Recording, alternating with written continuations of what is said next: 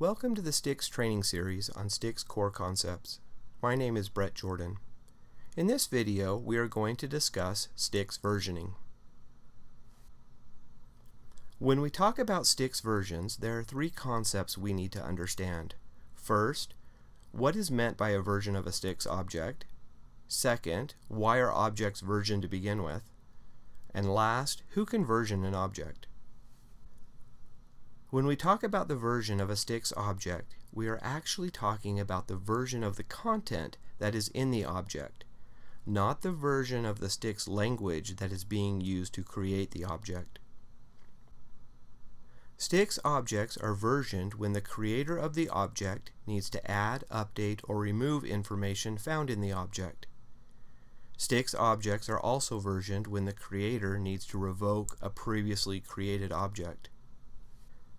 It is important to note that only the object creator, the entity that created the first version of the object along with its ID, can issue an update for the object. No one else can update the object.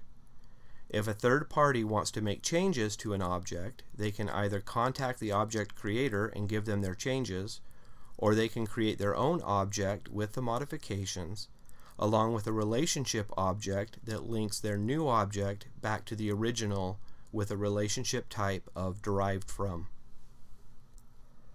STIX objects are versioned using the following three properties, two of which are required on all objects, and the third is only used when you revoke an object. The first property is called created, and it is a timestamp. The second is called modified, and it is also a timestamp.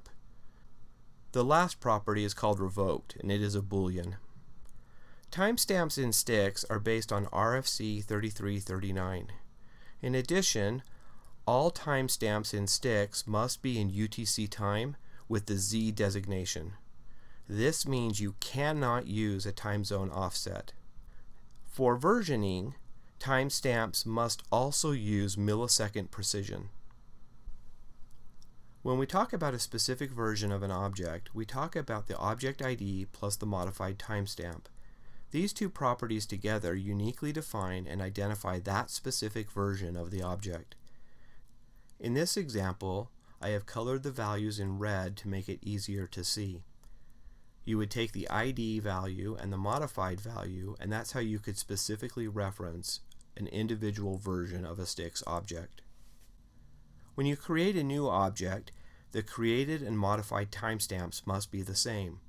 In this example, once again, I have colored the values in red to make it easier to see, and you can see that the created and modified timestamps are the same. That also means that this is the first version of the object. When you update an object, you must always update the modified timestamp. However, you should generally never update the created timestamp. The modified timestamp is the property that tracks newer versions. This means that objects with a newer modified timestamp are in fact newer versions of the object. In this example, you can see that I've colored in red the part that has changed between the created and modified timestamps. When an object creator decides to revoke an object, they update the modified timestamp and set the revoked property to true. Once an object is revoked, it cannot be unrevoked. In this example, once again, you can see that I've colored in red the values that have changed. So the modified timestamp has increased and the revoked property has now been set to true. Thanks for watching this short video on how to use versioning with STIX.